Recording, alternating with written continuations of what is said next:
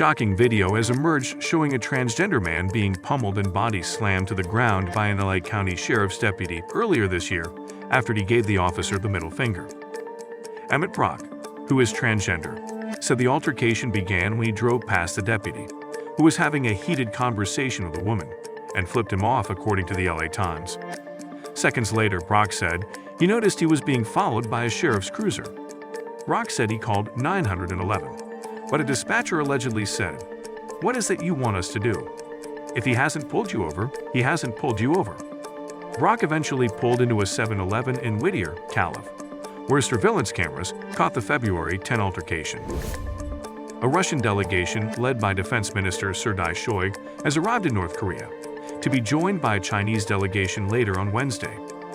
It'll attend Pyongyang's celebrations of the 70th anniversary of the end of the Korean War, marked typically by massive military parades. Some analysts say the inclusion of Chinese and Russian envoys in this year's Victory Day parade, as the 1953 Korean armistice is called in the north, hints at a possible loosening of COVID restrictions. The Russian delegation arrived in North Korea late on Tuesday and received a warm welcome on the tarmac at an airport in Pyongyang. The Chinese delegation will be led by Li Hongzhang, who is part of the Chinese Communist Party's Central Policymaking Committee, and will arrive sometime on Wednesday, according to a party spokesperson. Official silence over Mr. Qin's unexplained disappearance from public view for the past month had sparked speculation both in China and abroad. Social media on Wednesday was full of searches and speculation over his abrupt dismissal. Tuesday's brief announcement on state media, which said only China's top legislature voted to appoint Wang Di as foreign minister, has only added fuel to the fire. The 57-year-old, seen as a close associate of Chinese President Xi Jinping, was one of the youngest appointees to the post in China's history. Antony Blinken, the United States Secretary of State, has pledged to step up support for Pacific nations and reiterated a warning about the perils of predatory Chinese investment as he dedicated a new embassy in the island nation of Tonga.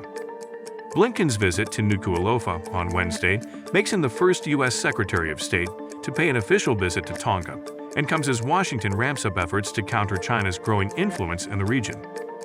"We're a Pacific nation," Blinken told his hosts while pledging support for projects important to them. More than 40 people have died in Algeria, Italy, and Greece as Mediterranean wildfires threaten villages and holiday resorts, and thousands have been evacuated.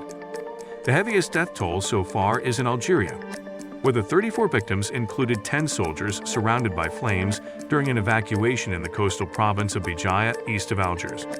Bijaya is the worst-hit area, accounting for 23 of the deaths, local media report. 2 pilots died on the island of Evia, just north of Athens, when their Canadair firefighting plane crashed into a ravine. Elsewhere on the island, a man's charred body was found in a remote rural shack. Holiday firms Jet2 and TUI have canceled departures for Rhodes for the coming days. American officials have announced another military aid package for Ukraine, this time including a batch of tiny Black Hornet reconnaissance drones. Black Hornet nanos are a micro-UAV weighing in at just 17 to 18 grams. They can be carried around by troops and deployed to provide high-res images and video of the surrounding environment, using 3 separate onboard cameras. Black Hornets have a flight time of up to 25 minutes, are equipped with a digital data link affected to ranges up to 1.6 kilometers, and have a top speed of 21 kilometers per hour.